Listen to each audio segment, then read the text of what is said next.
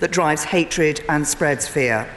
I spoke to Prime Minister Ardern on Sunday. I told her that we stood with New Zealand at this time and we would provide whatever assistance was needed. I would also like to take the opportunity to thank the emergency services for their handling of the terrorist incident in Stanwell on Saturday. I'm sure members from across the House will want to join me in sending our thoughts to the man who was injured. And I would like to send my deepest sympathies to the families of those killed and those injured in Utrecht on Monday. We're in regular contact with the Dutch local authorities and are standing by to offer whatever assistance is required.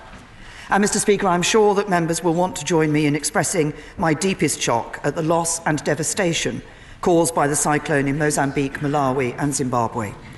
We have made, as I think has been made clear by the Secretary of State in International Development questions, we've made £6 million of UK aid available to help meet the immediate needs of people who've lost everything, and we've deployed a UK team of DFID experts to coordinate our response to this disaster. Mr. Speaker, this morning I had meetings with ministerial colleagues and others. In addition to my duties in this House, I shall have further such meetings later today. Pete Wishart. Thank you, Mr. Speaker. Can I totally associate myself with everything the Prime Minister has said? We will never allow hate to succeed, and we do stand in solidarity with the victims of Cyclone Edie. Mr. Speaker, the Prime Minister's deal lies in tatters. Her cabinet is in open revolt. She presides over the biggest constitutional crisis this nation has experienced. And where leadership is required, she has once again cravenly caved in to her hard Brexiteers and will now only seek a short extension to Article 50, contrary to the expressed will of this House. When will she develop a backbone and stand up to those that would take this nation to disaster?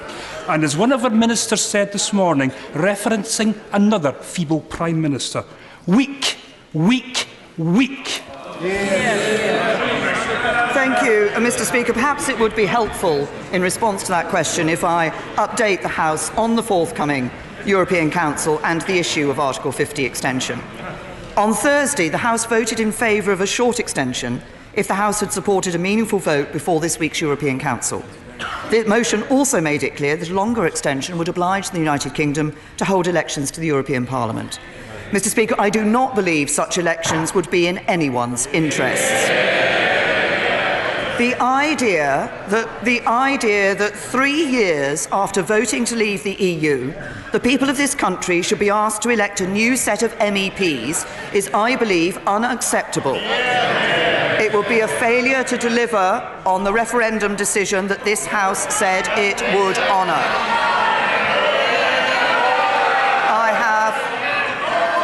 Order, the long way to go, and what the Prime Minister is saying must be heard. The Prime Minister.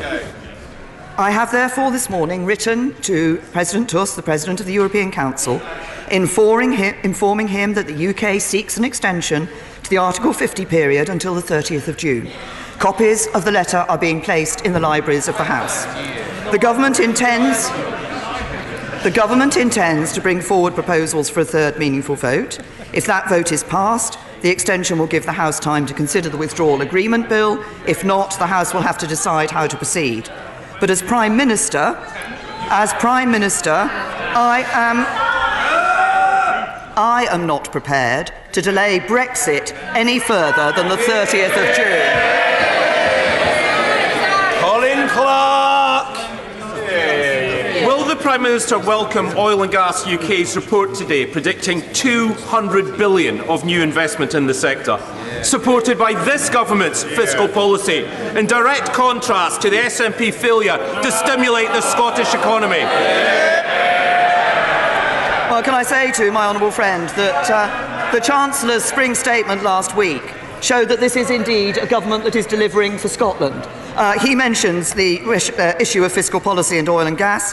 We've also put £260 million for the Borderlands growth deal, £68 million extra in Barnet consequentials for the Scottish Government, £79 million for a new national supercomputer at Edinburgh University.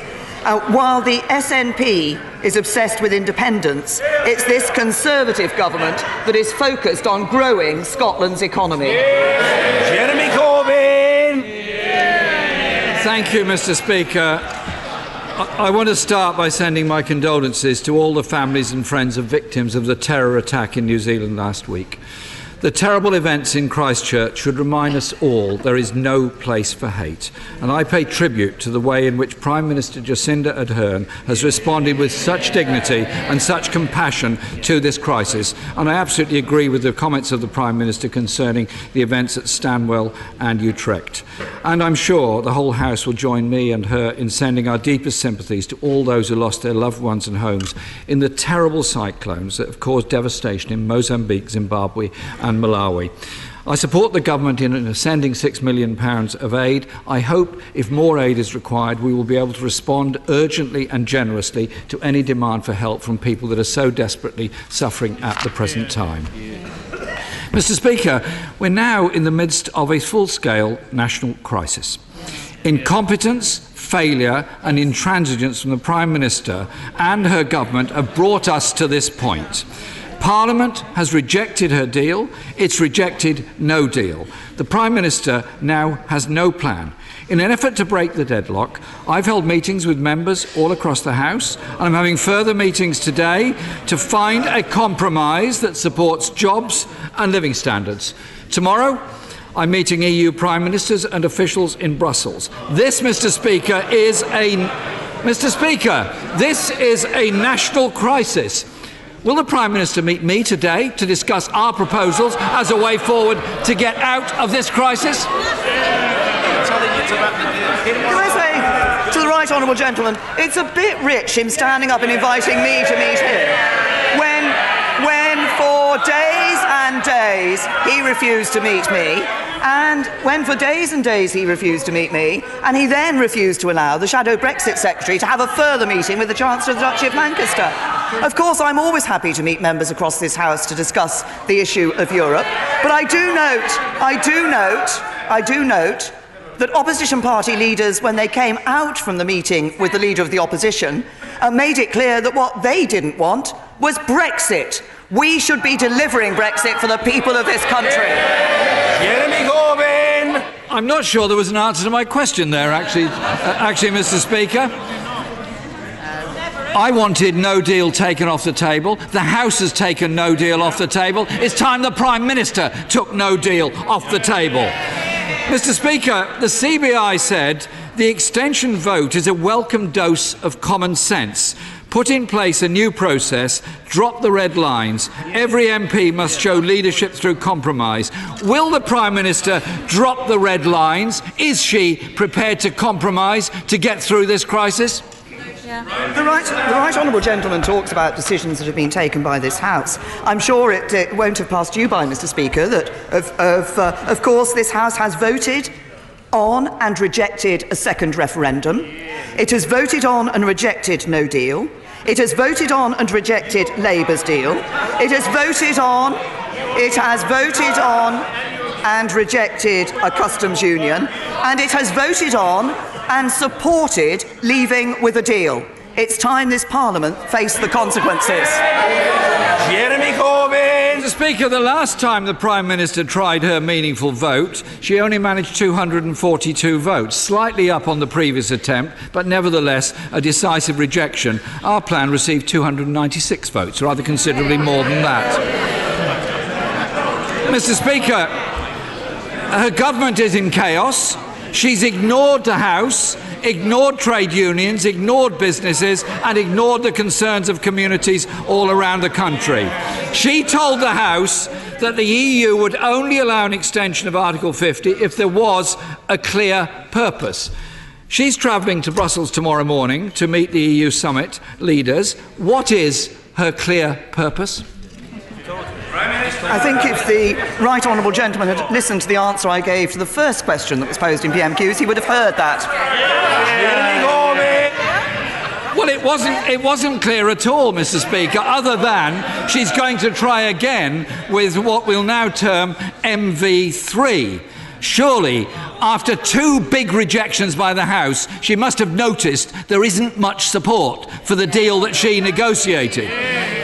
So we learned this morning, Mr. Speaker, that she's only going to ask for a short extension, which directly contradicts what the Cabinet Office Minister told the House, saying in the absence of a deal, seeking such a short and critically one-off extension would be downright reckless and completely at odds with the position this House adopted only last night. So who is downright reckless here, Mr. Speaker? The Prime Minister ploughing on with an unachievable, unsupported deal, or others in this House who want to achieve something serious and sensible to prevent the damage to the British economy, jobs and living standards all over this country? The Right Honourable Gentleman talks about trying to achieve something sensible. It's the Right Honourable Gentleman who last week abstained on a vote of a second referendum, despite the fact that it's Labour Party policy, and then had the nerve to stand up in this House and say he reiterated their support for a second referendum. He has no idea what he wants on the future of this issue. He asks about a long extension. He asks about a long extension.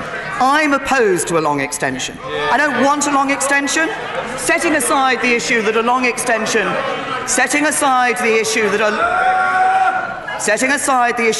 extension would mean we would have to hold the European parliamentary elections, which I don't think is in anybody's interests.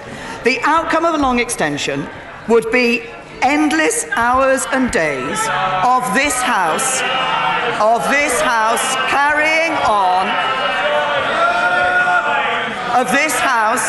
carrying on contemplating its navel on Europe and failing to address the issues that matter to our constituents.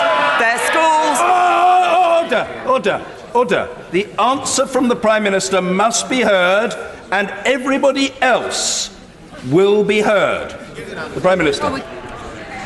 The outcome of a long extension would be this House spending yet more endless hours contemplating its navel on Europe and failing to address the issues that matter to our constituents, schools and hospitals and security and jobs. This House has indulged itself on Europe for too long.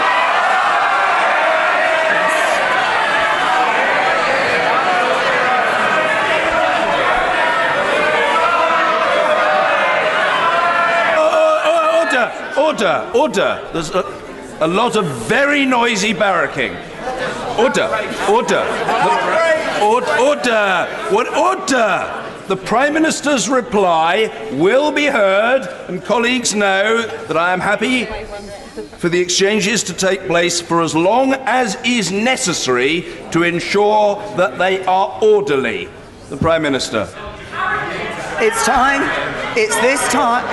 for this House to determine that it will deliver on Brexit for the British people. That's what the British people deserve.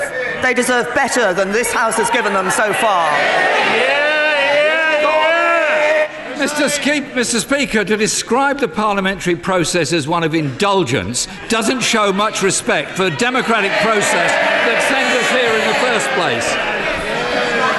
The House, Mr. Speaker, has twice rejected the Prime Minister's deal. She's trying to come back for another attempt on Monday. Further to your ruling last Monday, she's got to come up with something a bit different than she's come up with so far. So what significant changes will there be, either to the withdrawal agreement or the political declaration, that will even allow the Prime Minister to table it on Monday? The Right Honourable Gentleman talks about respect for democracy. Respect for democracy means that this House should deliver the Brexit that the British people voted for. And the Right Honourable Gentleman now wants to disrespect democracy by holding a second referendum. It is not this government that is being disrespectful of the British people. It is the Right Honourable Gentleman and his Labour Party. Jeremy Corbyn! The job of Parliament is to hold government to account, and the Prime Minister doesn't seem to understand that. When she was first defeated, she promised legally binding changes. I haven't seen those legally binding changes. All she's doing is running down the clock after a second heavy defeat. Today, Mr. Speaker, marks 1,000 days since the referendum. And this government has led the country and themselves into crisis, chaos and division. We are still legally due to leave the European Union in 9 days' time. Months of running down the clock and a concerted campaign of blackmail, bullying and bribery has failed to convince the House or the country that her deal is anything but a damaging national failure and should be rejected. They've run out of time. They've run out of ideas. People, Mr. Speaker, all over this country are anxious and frustrated with this government's utter inability to find a way through the crisis. If the Prime Minister cannot get changes to her deal, will she give the people a chance to reject the deal and change the government? Can I say to the right honourable gentleman, I think he's actually just made the point that I was making in my previous answer to him, that he doesn't want to actually respect the vote that took place in the referendum in 2016. We have a deal. We have a deal that keeps millions of livelihoods safe and secure. It protects the union for the future. It means murderers and rapists on the run can be brought back quickly to face justice in this country. No deal won't do that. The deal is good for this country. It delivers Brexit and it should be supported. Peter Aldous. Thank you very much, Mr. Speaker. The announcement this week of the closure of Coe's Lowestoft shop, following on from those of Beale's, Argos and Body Shop, highlights the challenges that the High Street in Lowestoft currently faces. To address these, Waveney District Council are submitting an expression of interest to the Future High Street Fund, which I anticipate will be heavily oversubscribed. I acknowledge the various initiatives the government have put forward, but can the Prime Minister assure me that a coordinated, sustained and properly resourced approach, working with councils, will be pursued to revitalise our town centres, which are so vital to local communities and economies? Well, first of all, my honourable friend makes an important point about the significance of town centres for our local communities. Can I say to my honourable friend, thank you also for highlighting the work that we are doing, the help we're providing through the Future High Streets Fund. Of course, high streets are changing, but we want to help them in that process and help them to adapt. That's why, as he said, the Future High Streets Fund is there. It has 675 million available to support local areas. But I'd like to also reassure my honourable friend that in doing this, we will be promoting partnership across the public and private sector, including local businesses, in developing those plans for the future of their high streets. Ian Blackford.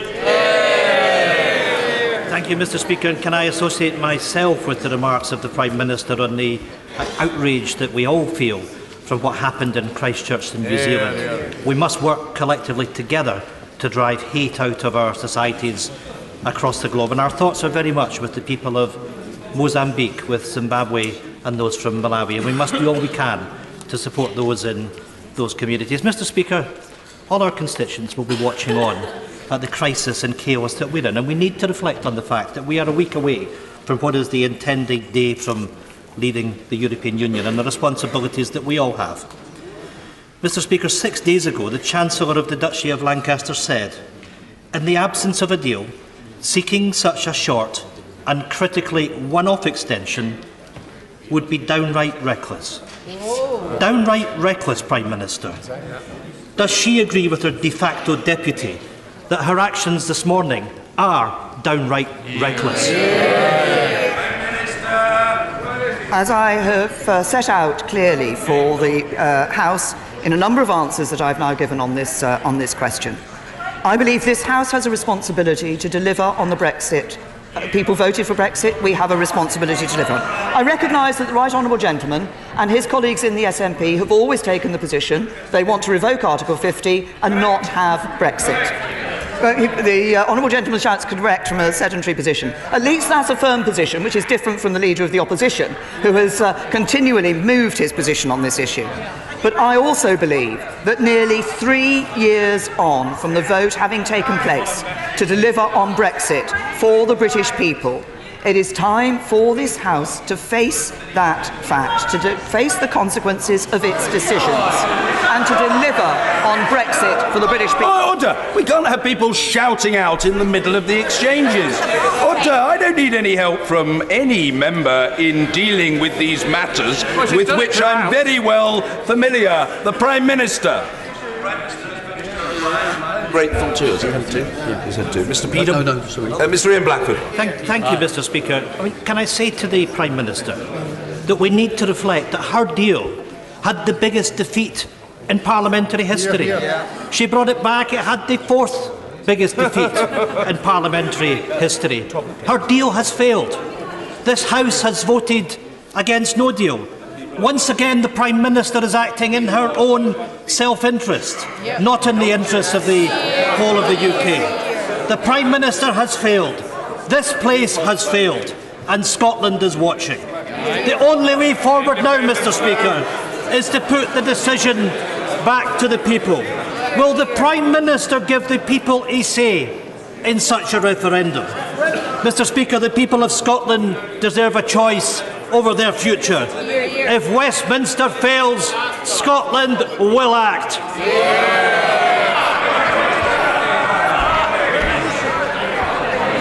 Can I say to the right honourable gentleman that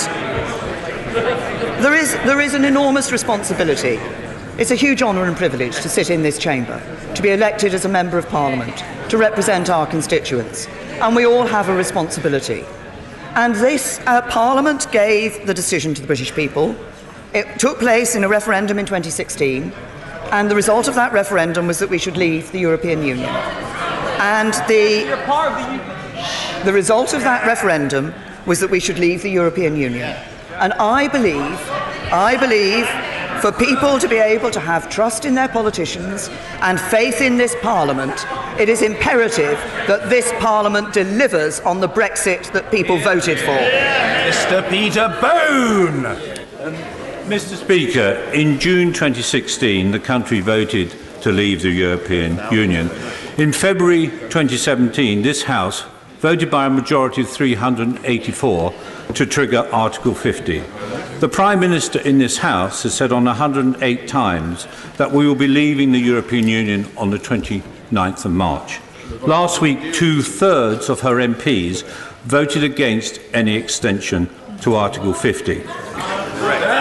Prime Minister, if you continue to apply for an extension to Article 50, you will be betraying the British people. If you don't, you will be honouring their instruction. Prime Minister, it is entirely down to you. History will judge you at this moment. Prime Minister. Order. I'm not having the honourable gentleman denied the chance and the right to be heard. The honourable gentleman must and will be heard. Mr. Peter Bone. Prime Minister, which is it to be? Can I thank my honourable friend has been consistent in his challenging me on the 29th of March date in Prime Minister's questions and in statements and indeed in debates. I have always wanted us to be able to leave on the 29th of March. But I believe, as was said during the referendum campaign by those who wanted to leave, that it was better to leave with a negotiated deal with the European Union. Yes. That is why I am saying that I think we should look again at being able to leave with a negotiated deal. But in order to do that, we need time for this Parliament to ratify a deal. And in order to do that, we need an extension until June the 30th. But as I have said, as Prime Minister, I could not consider a delay further beyond the 30th of June. This is the point at which this House has the decision to take as to what it wants the future to be. That is what is facing this House, and that is a decision I believe we should take, honouring the result of the referendum. And Dr. Roberta Blackman-Woods. Thank you, Mr. Speaker. On Friday, I visited a school in my constituency where distressing poverty means that teachers are not only providing food for the children at breakfast and lunch, they are sourcing clothes and buying shoes for them, in addition to raising money for books and equipment. Now that school, the only one in the area, is threatened with closure. So rather than spending money trying to get people to back her Brexit deal, could I ask the Prime Minister, please, to use it to address the acute social need in this country that is bringing families and communities to their knees? Yeah. Well, the Honourable Lady will be well aware that we are putting more money into our schools. We are ensuring that we have a welfare system that does encourage people into the workplace, and we have put more money into various other elements of of care for people across our communities. The best solution for people to ensure that they are able to provide for themselves and their families is for us to have a strong economy and for people to be helped into work. And that's why it was so pleasing to see this week that we see, yet again, employment level at a record high in this country. Vicky Ford. Thank you, Mr. Speaker. To overcome homelessness, we need more homes. And in Chelmsford, we're building 1,000 new homes every year. But we also need the infrastructure. So this week, Essex County Council is putting in bids for housing infrastructure funding, including the second train station in Chelmsford.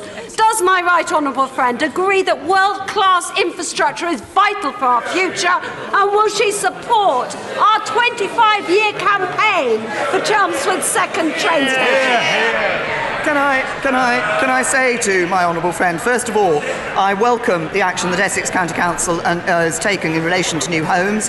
I welcome their bid to the Housing Infrastructure Fund. It's important we've made that money available in the Housing Infrastructure Fund because we understand the importance of infrastructure for new housing developments. We recognise the need for additional affordable housing in the South East. Of course, the Department for Transport will look very carefully at the bid which will come in for the second railway station that my honourable friend has referred to.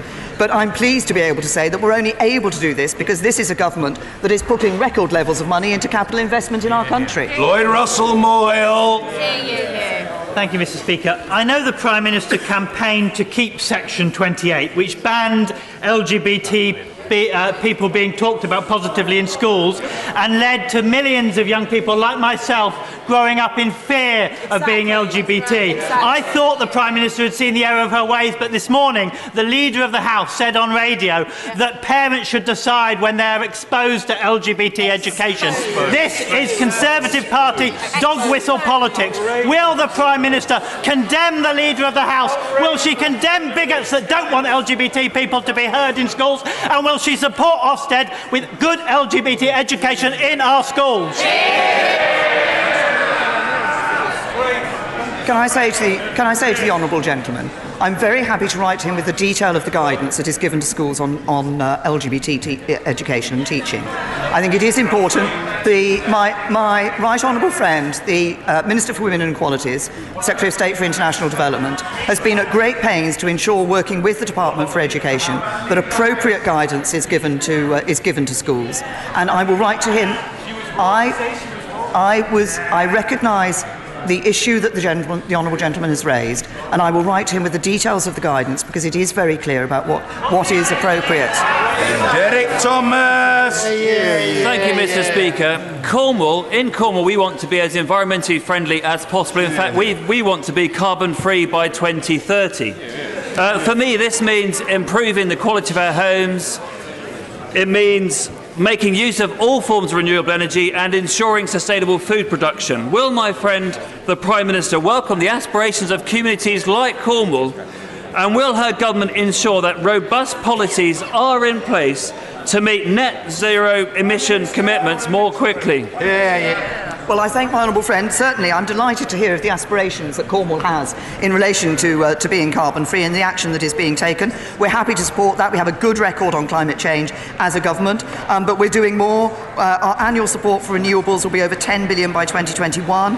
Our ambitious clean growth strategy sets out our plan for decarbonising the UK economy through to 2032. So we will be putting in the policies in place that will enable areas like Cornwall to be able to achieve their commitment in relation to climate change. Alex Norris. Mr. Speaker, 4,621 words in the Chancellor's spring statement, but not a single mention of WASPy women. The Prime Minister came to office vowing to tackle burning injustices. Well, these women worked all their lives for their pension and had it taken from them without their knowledge. Does the Prime Minister really not think this is a burning injustice? Can I I say to the honourable gentleman that he knows full well in relation to the issue of the WASPy women that this is a government that did put extra money in. We've been very clear, no one will see their pension age change by more than 18 months relative to the 1995 Act timetable, and those with the most significant changes did receive at least 7 years' notice. But we do want to see the empowerment of women in the workplace, the empowerment of women in our economy, and that is why my right honourable friend, the Minister for Women and Equalities, will be bringing forward a strategy on that very soon. Grant. Thank you very much. Thank you very much, Mr. Speaker. The United Kingdom average unemployment is at a remarkable 4%, a very welcome low. In Air Carrigan Cumnock, however, it stands at 6.5%. Can my right honourable friend give an assurance to my constituents that she will continue to work in building employment nationally with a particular focus on areas where unemployment is significantly higher than the UK average?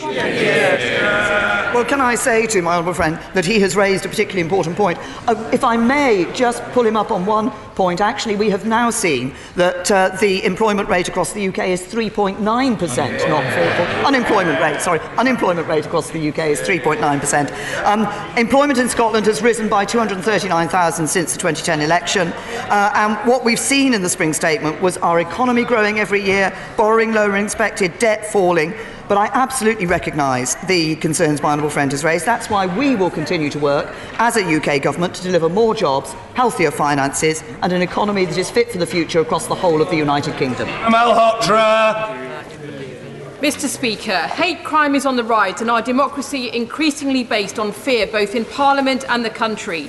Shocking Home Office figures show that hate crimes doubled from 2011 to over 100,000 last year. The country looks to politicians to set a high standard.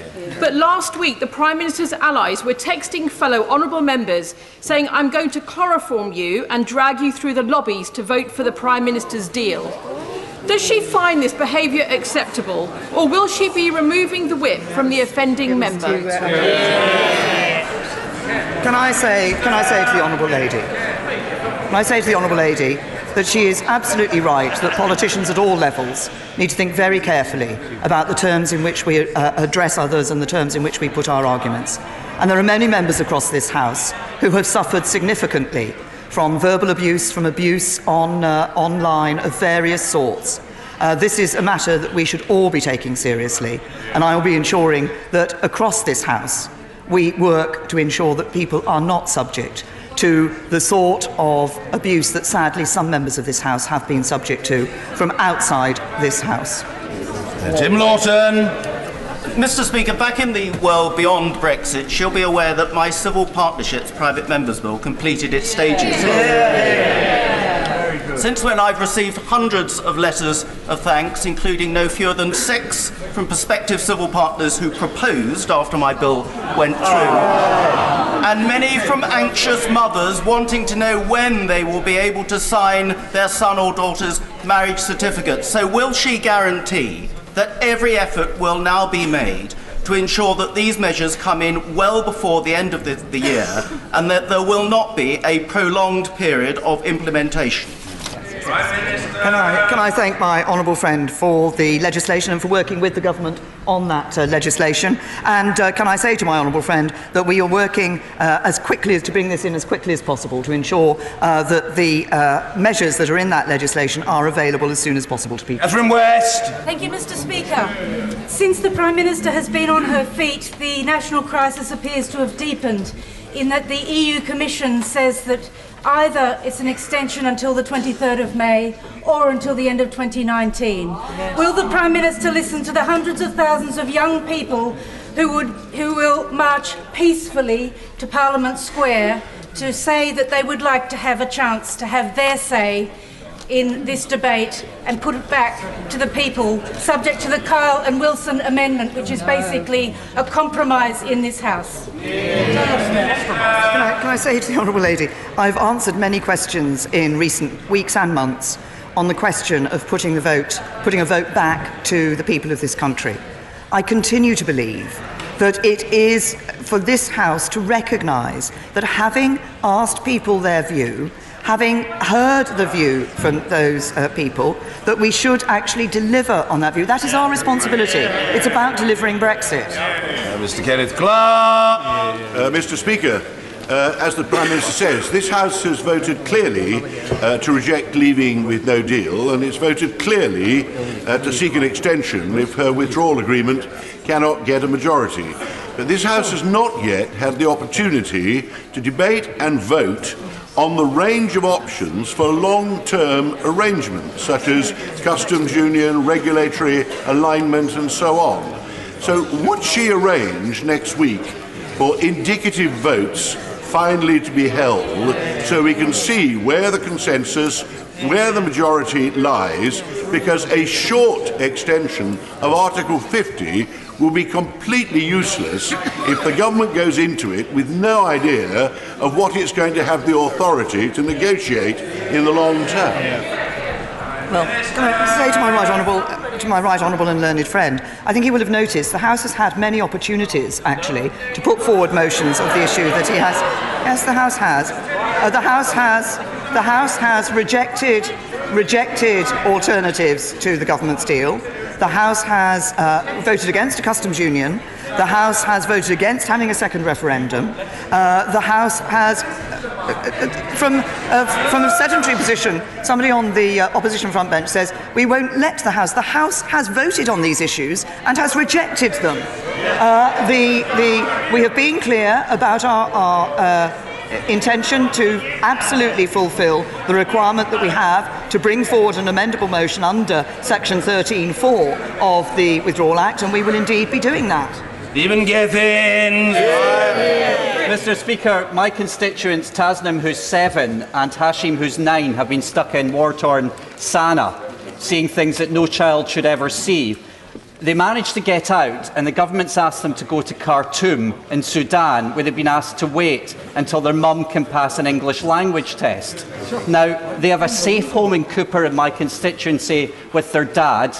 I've briefed the Prime Minister about this. Will she let the family, all of the family, go home to safety in my constituency?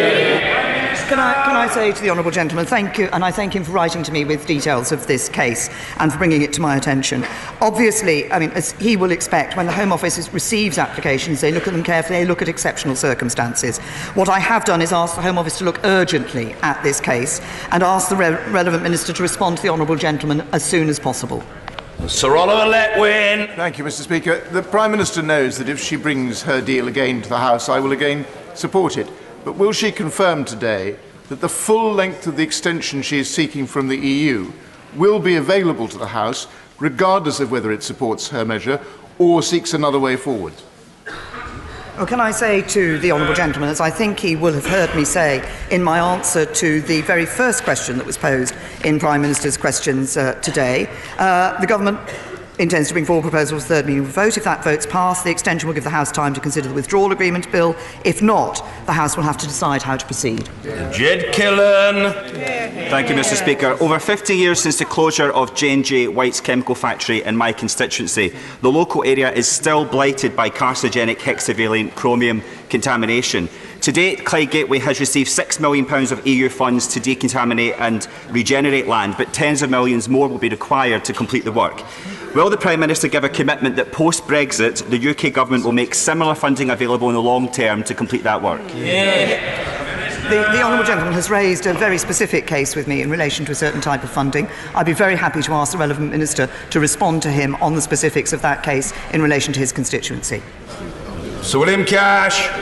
Will my right honourable friend rule out introducing the withdrawal and implementation bill if her withdrawal agreement is voted down yet again by the House next week, and then let the United Kingdom leave the European Union on the 29th of March as the people's vote in 2016, as Parliament has enacted and as the law requires? I say to my honourable friend, what I have done today in writing to President Tusk is ask for that extension to Article 50 to the end of June. I've been clear that that is, as I've said, that I don't believe Brexit should be delayed beyond that point. That would give us the opportunity to ensure that the House can consider again a deal and then take forward the withdrawal agreement and implementation bill in the circumstances that a deal was passed. In the circumstances that the deal was not passed, then it would be necessary, obviously, for the House to consider, as I've just said, to our honourable friend, the right honourable friend, the member for West Dorset, how we should proceed. I would also say to my honourable friend, as he will have heard the DEFRA Secretary saying in the debate on no deal last week, there are particular issues, particularly in relation to the governance of Northern Ireland, in relation to leaving the European Union without a deal on the 29th of March. I continue to hope and continue to believe that the best way for this country to leave the European Union is to do so on a basis of a negotiated deal, and the extension to 30th of June would allow us to do that. Ed Miliband. Thank you, Mr. Speaker. Further to the question from the Father of the House, does the Prime Minister not realise that in her answer she is the roadblock to this House reaching a majority, not the facilitator of it? It is blindingly obvious, including, I believe, to members of the Cabinet, that what the House now needs to do is have a series of indicative votes, precisely so it can express its will about what it is for, not simply what it is against. Why doesn't the Prime Minister agree to that? And she would be doing a service to the country if she did. Can I say to the right honourable gentleman, obviously I've made clear that we will bring forward the motion that is required under the legislation under section 13(4). But if I could just gently say to the right honourable gentleman, as I did to my right honourable and learned friend, that it is not the case that it has not been possible for this House to bring forward votes of the sort that the right honourable gentleman is talking about. It has been open to this House. In some cases, the House has brought forward such votes, and those have been rejected. Mr. Richard Drax. Thank you, Mr. Speaker. My right honourable friend and this House gave its solemn word to the British people that we would leave the EU on the 29th of March, on Friday week.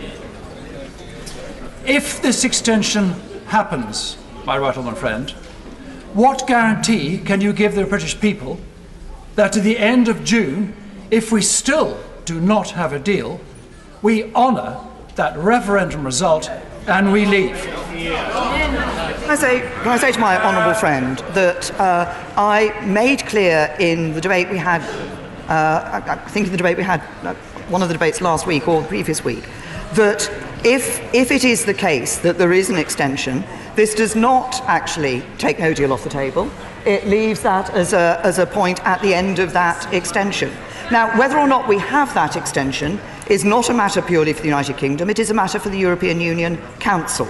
They have, up until now, been very clear, and obviously I wait to see what they say tomorrow, but they have been very clear that any extension could only be if there was a clear purpose for that extension, and that we could not go beyond the date I've suggested without holding European parliamentary elections. I don't believe it's in anybody's interest to hold European parliamentary elections. I believe it is time that we actually delivered on the vote of the British people in 2016, and that's why, as I said earlier, in response to the first question, as Prime Minister, as far as I'm concerned, there would be no delay in delivering Brexit beyond the 30th of June. Anna Seabury. As the Prime Minister has told us, she is today seeking a short and one-off extension to Article 50. Last Thursday, her Deputy Prime Minister told this House at that dispatch box that any such application would be downright reckless and completely at odds with the position that this House adopted only last night. The question is, Prime Minister, what changed? Can I say to the right honourable lady, I seem to see a certain similarity between her question and a couple of the questions that came from the official opposition on this issue. But as I said to them, I think we should all remember the responsibility we have in this House to ensure that we deliver Brexit. And as I have said, I believe a short extension of the type that I have indicated, that I've written to President Tusk about today, is a sensible request to put forward. But I've also been clear, as I have in response to my honourable friend from the backbenches, that I also believe that the British people will not thank this House, if we do anything other than deliver Brexit and in a reasonable timetable, and that's by the end of June. Mr. Nicholas Bowles. Thank you, Mr. Speaker, and I'd like to thank my right honourable friend for allowing me to continue to represent the people of Grantham and Stamford from these Conservative benches. On the 26th of February, my right honourable friend said from the dispatch box, and I quote, "If the House votes for an extension, the government will seek to agree that extension approved by the House with the EU and bring forward the necessary legislation to change the exit date commensurate with that extension. When will she give this House the opportunity to approve her extension request? When will she bring forward the necessary legislation to change the exit date?" Well, the suggestion of the extension to the end of June was, of course, considered by this House last week. It is necessary, before it is possible for that to be confirmed, and the request has gone into the European Union Council, before that request can be confirmed, it is, of course, necessary for the EU Council to agree that extension, because the treaty is clear that an extension can be applied for by the party, the country that is leaving the European Union, but it has to be agreed by all 28 members of the European Union, and that will not be possible until the European Council at the end of this week. The Prime Minister still has to ask the EU to agree to something, and at the moment all she's asking anybody to agree to is the same plan that she has put to this House twice and that has been roundly defeated twice. Why will she not just open up, just think again, just allow the indicative votes that others have put forward? Because what she is doing by sticking to this failed plan is deeply dangerous for our country. In the national interest, I beg this Prime Minister to think again. What is first and foremost in the national interest is for this country to leave the European Union, and to do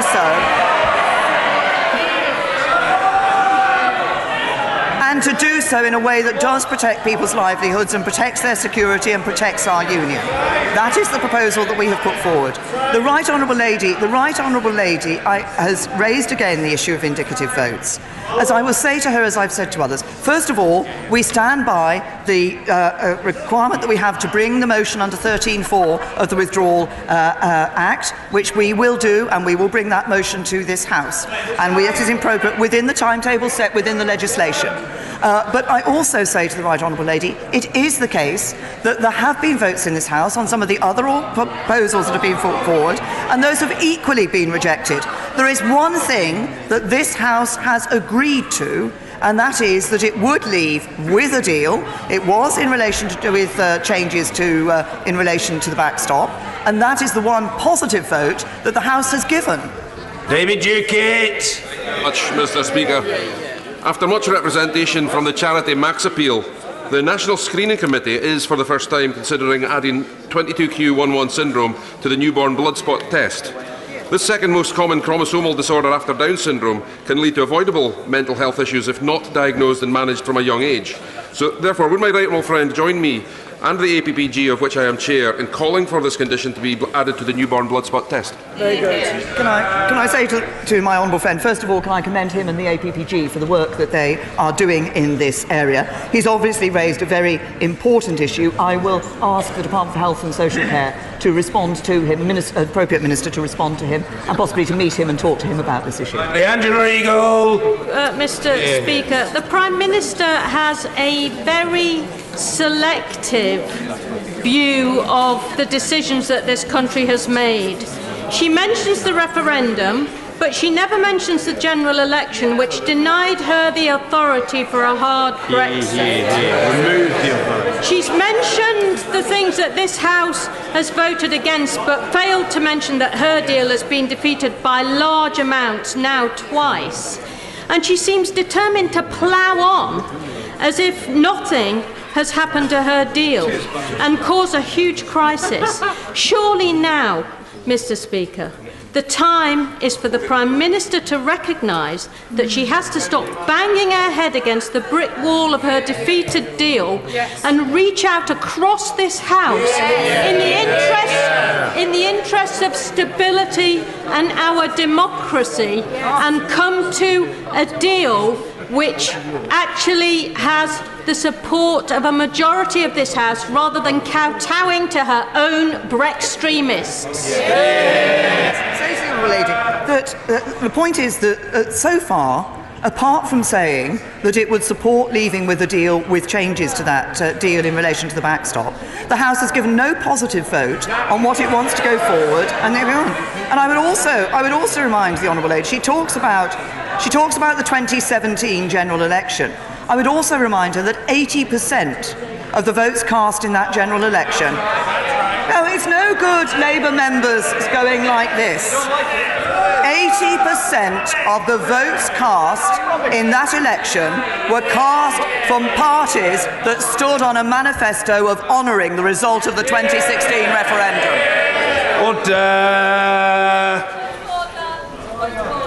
Oh, very well. If it appertains to matters of which the House has just treated, I'm willing to take it now. If it does not, I won't, because there's a proper time for such matters. It does relate to matters of which we've just treated. Point of order, Mr. Stephen Doughty. Mr. Speaker, it relates to the question asked by my honourable friend, the member for Brighton, regarding the comments made by the Leader of the House this morning on the radio regarding LGBT education, and it relates to forthcoming business later today. Mr. Speaker, you'll be aware that there is an important statutory instrument due to be debated on sex and relationships education and LGBT inclusive education, but obviously we understand that you have granted a number of urgent questions and there will be an SO24 application. What steps can we take to ensure that that debate is not lost and that we do have it so that we can debate the comments made by the Leader of the House and ensure that we have inclusive education across this country? I'm very grateful to the honourable gentleman for his point of order. The short answer to him is that, if I understand correctly, and I believe I do, the time for that matter is protected. That is to say, notwithstanding the duration of urgent questions and the possibility of a Standing Order number 24 debate, the House will get to consider that matter. And I hope that that brings a smile to the face of the honourable gentleman. Indeed. Does it relate to that of which we've just treated?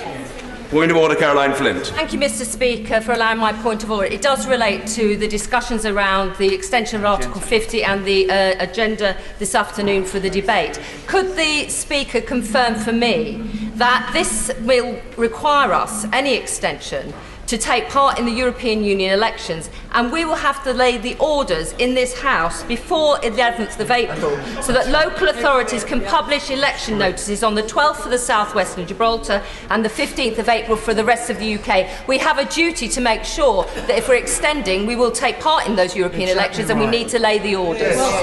Grateful to the right honourable lady, and she was as good as her word. It did relate to matters of which the House has just treated, but notwithstanding her beguiling invitation to me to pronounce on the matter, I genuinely don't think that it is for me to do so. It may very well depend on the length of any extension sought, and it does seem to me that it is a matter which must be pronounced upon by the government front bench in the course of upcoming exchanges. Now, if the right honourable lady wants to be assured that she will have the opportunity to put that proposition directly to a minister, I think I can offer her that guarantee.